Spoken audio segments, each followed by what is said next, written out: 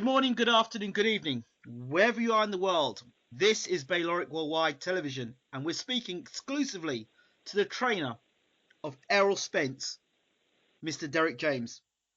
Derrick, how are you? I'm good. How you doing today? I'm good.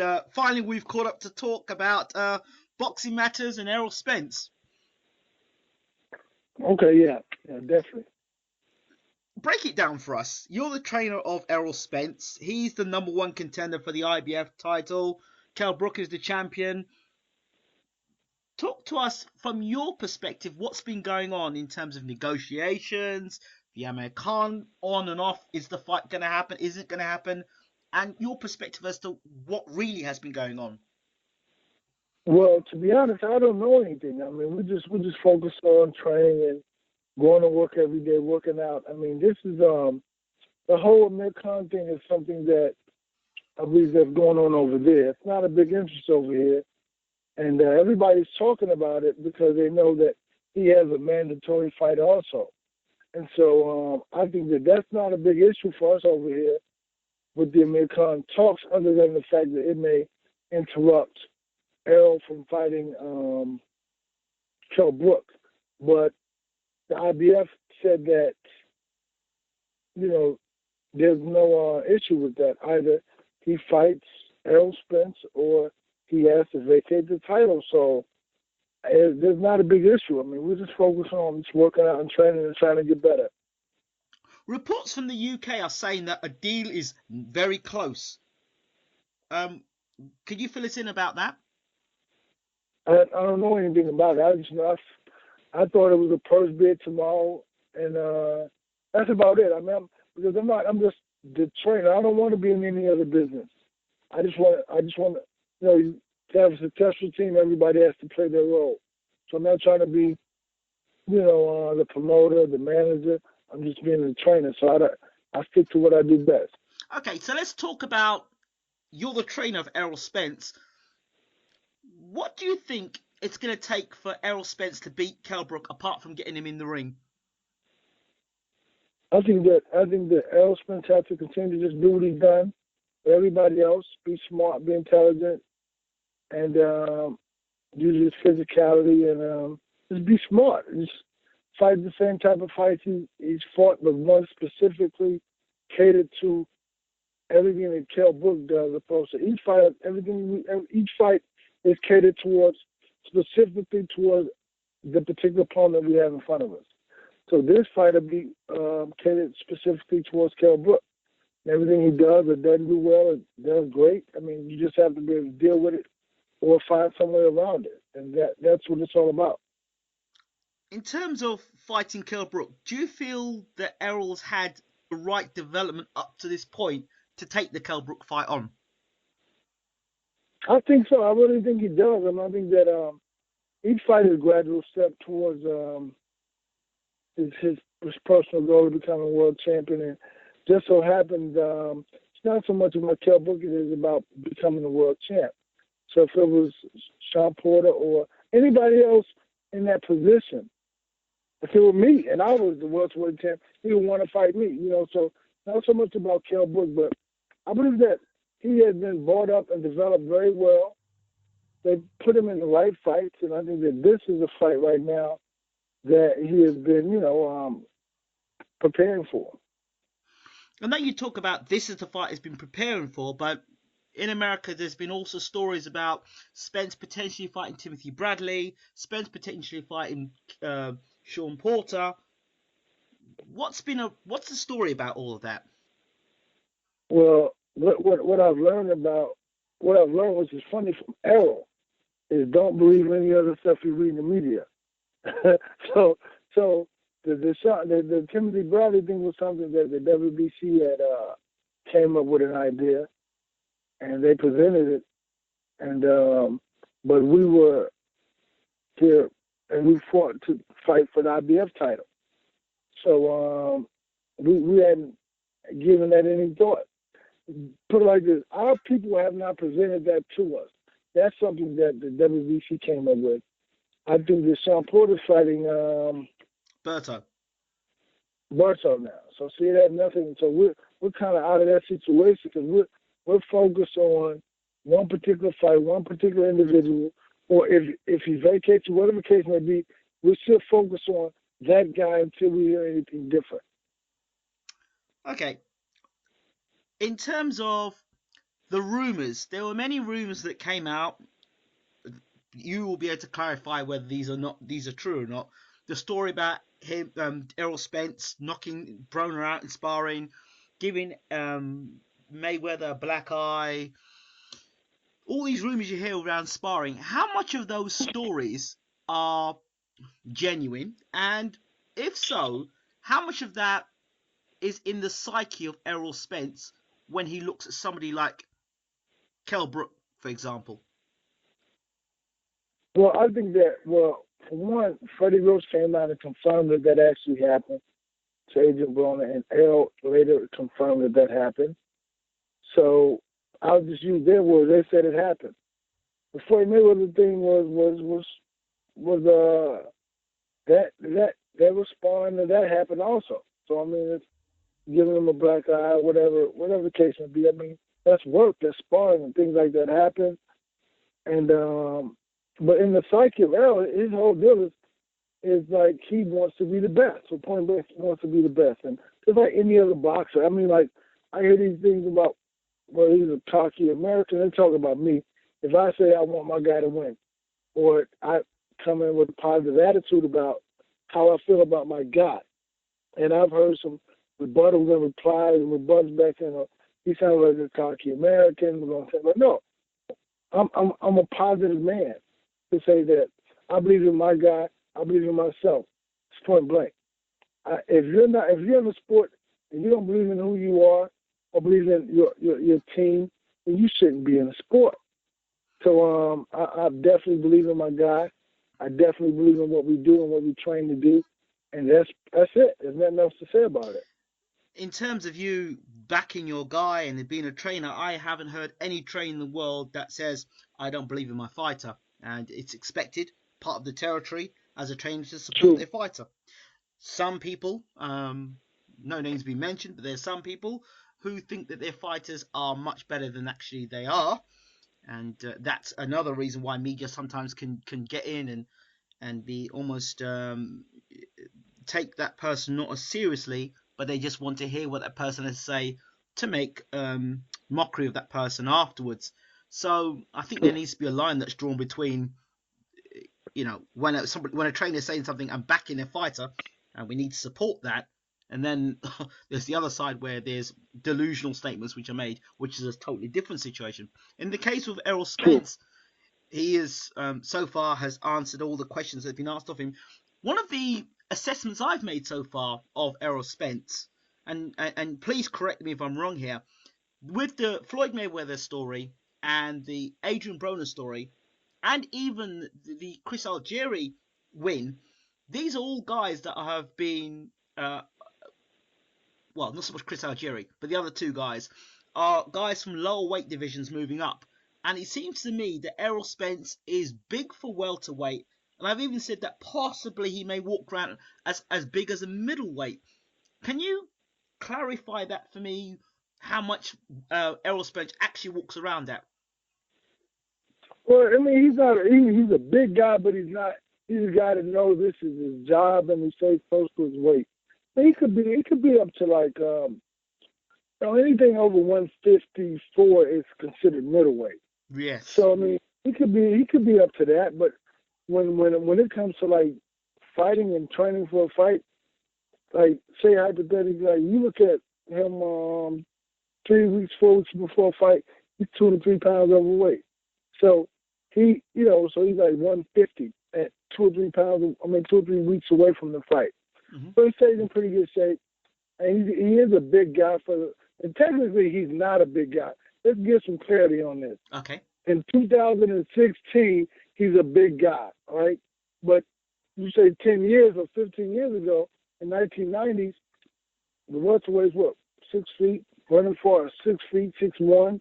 A lot of guys were, once you right, 5'11", 6 feet. So it changed because the smaller guys chose not to work so hard to get to 140. So they fought up. So now you got a guy who's 5'10", who's relatively a decent sized guy, and he's considered a big guy, but Right. he's not big as Vernon Forrest. Vernon Forrest 6 feet tall That's true. and a big guy, He is a right? big guy. So Mark Britton 6'2", 6'3", and welterweight and a big guy. So that's so when you say, but in today's boxing, he's a big welterweight. Yeah, but going back, But, he probably would be just an average size welterweight going back in time. right, yeah, Absolutely. yeah. Absolutely. When you put it like that, definitely. Let's talk about the potential of this fight happening in the UK and the fight happening in America. Let's talk about the fight being in America first. Which, how do you approach the fight in America?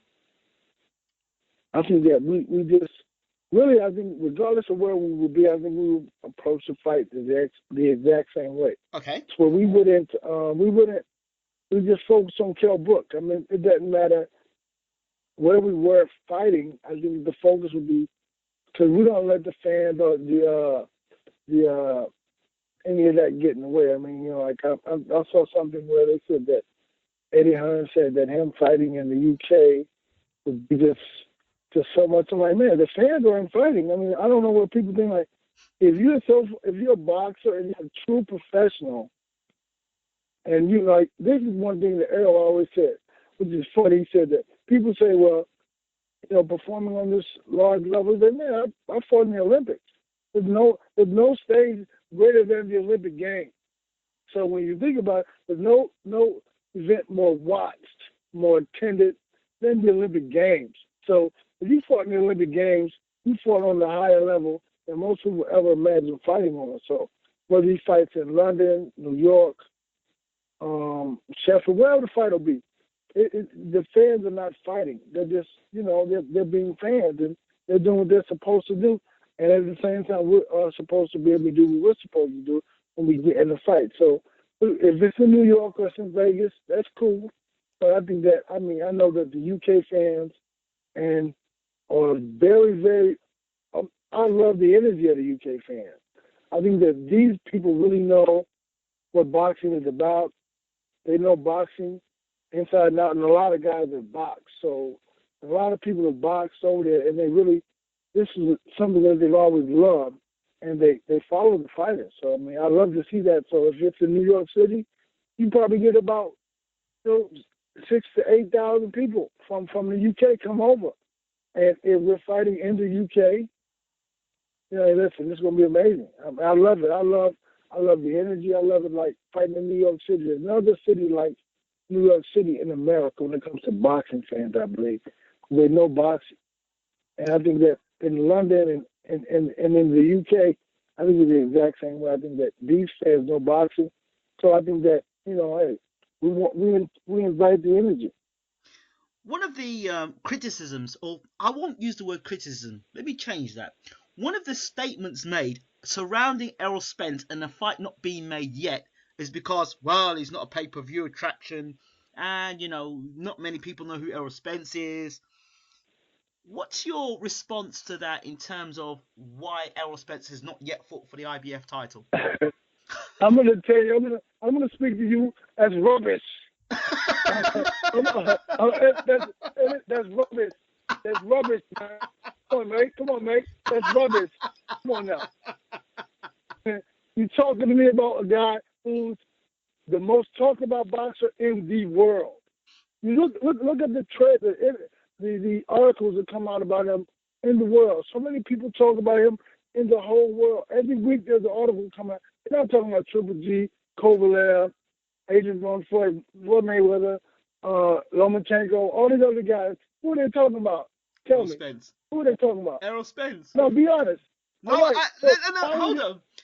Derrick, please don't misunderstand me here. This is a statement that's been made over and over and over again, and I've looked back and said, well, that can't be quite accurate. That sounds like an excuse. Yeah. But I have to ask the question because people listening in, people like sheep like to listen to people say certain things, and they say, oh, that's the reason why the fight shouldn't happen, rather than look into deeper. So I threw that out there to get the reaction which I'm getting now, But And of come course, on, mate, that's rubbish. Listen, let me tell you. So think about this. This is funny, right? So I'm walking at the Canelo and Liam Smith fight. I'm yep, walking in the dark. It's like fighter's atmosphere.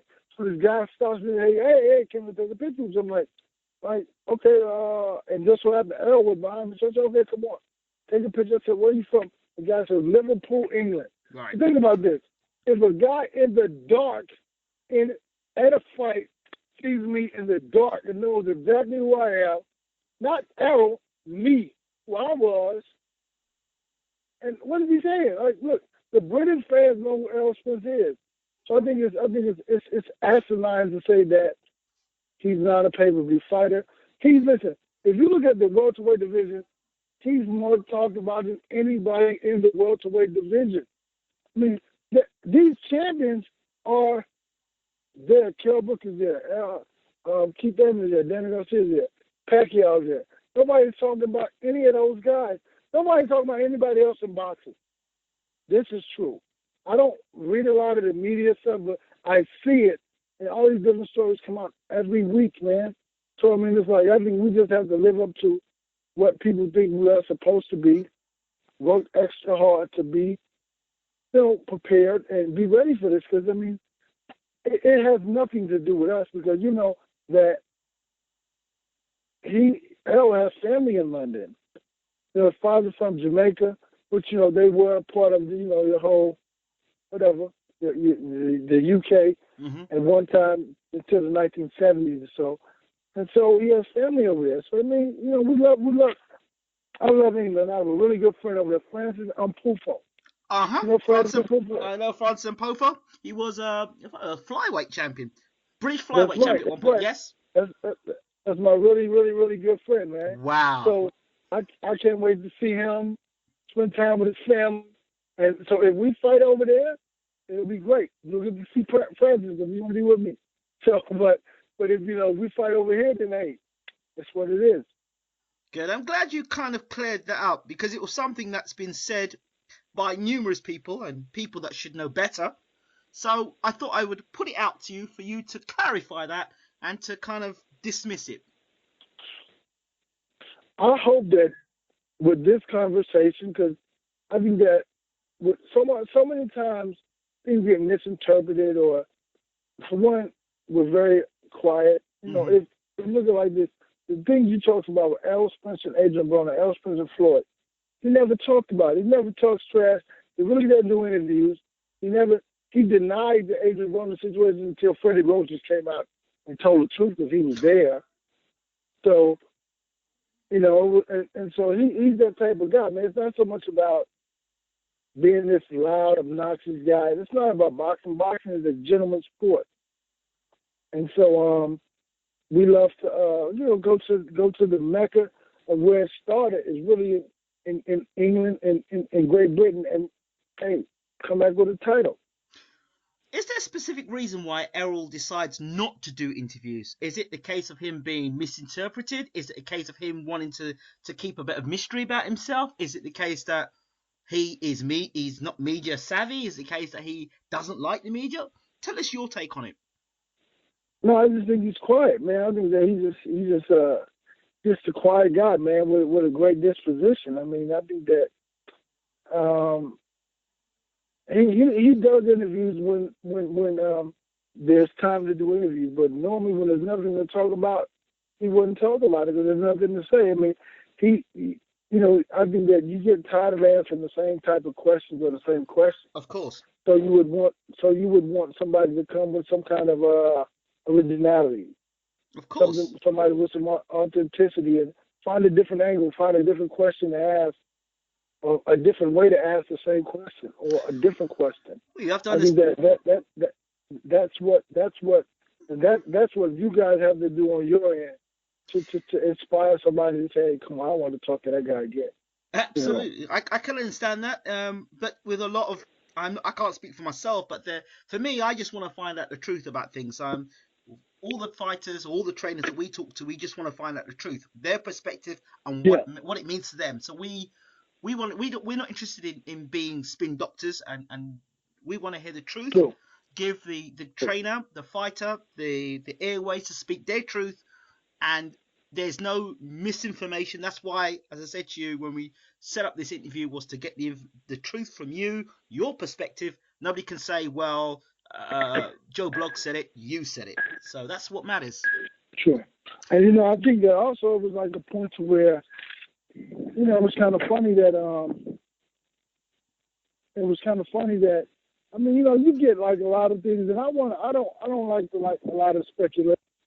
I want it to be told the way it is. I mean, people talk a lot of stuff, and if you want to know the truth, I'm going to tell you the truth as much as I can tell you.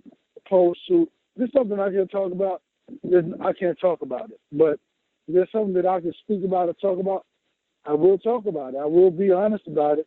I will be very candid about it, opposed to avoiding a question or, I answer it to the best of my ability. Okay. There is one thing I'd love to ask you about before we finish. Errol's last fight against Leonard Bundu.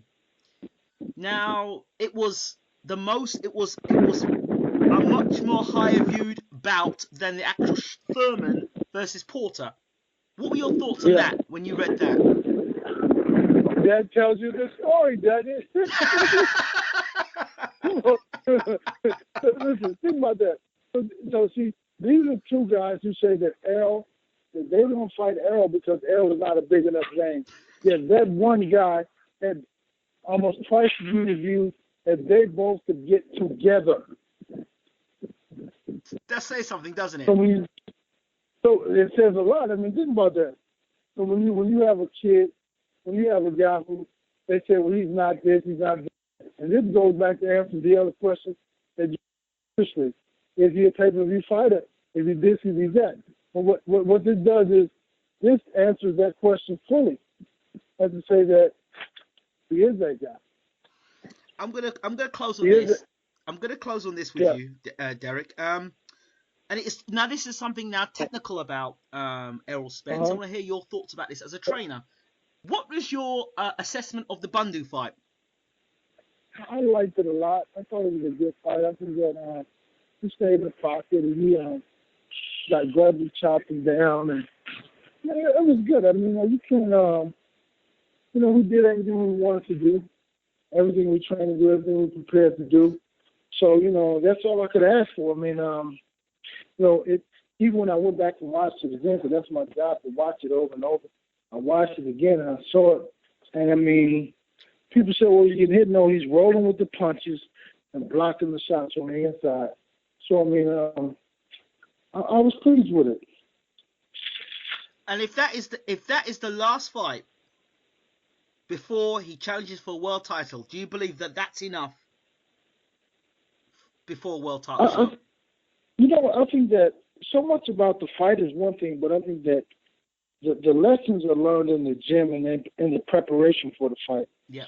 So the fight is just you going out and doing everything that you worked on. And, if you learn something in the fight, then you're not only thing you learn in the fight is when you get beat up and get punched up. So my thing is this, is that you should learn anything and know everything about yourself before you get in a fight. And so I think that our preparation, everything is taken care of in the gym. So if you're going, like I said, if you're going to a fight and you're learning lessons about yourself, then that's a bad situation for you. But if you go into a fight and you're fully prepared and fully ready for everything that you're doing, then you should learn much. Because you should already know everything that you're getting ready to do or that you have to do. So, I think that fight was good enough to prepare him, because we do everything in the gym with the preparation, sparring, and everything we do with that. Fantastic. That's good to hear. I'm glad to hear that you're confident in your man, you're ready to go. Outside of Spence camp, or Team Spence, however you want to put that, there's a big fight between Thurman and Garcia.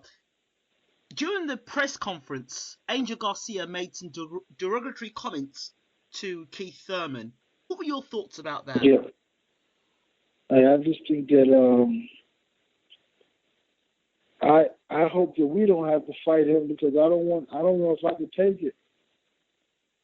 I don't know if I could take the guy making those type of statements and saying those type of things and being that derogatory. You know, I think that Keith Thurman showed a lot of, man.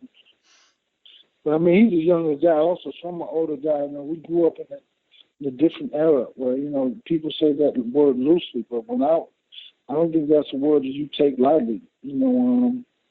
And I think that that's very serious, and I hope that he has to be handled, you know. So I mean, you know, you get the father so involved, and so that he says things like that. It's kind of crazy, man. I mean, very disrespectful. Mm-hmm. And even though most Puerto Ricans are of African descent, and Danny Garcia, you can see him and look at him and tell me he is in some way, but it doesn't matter.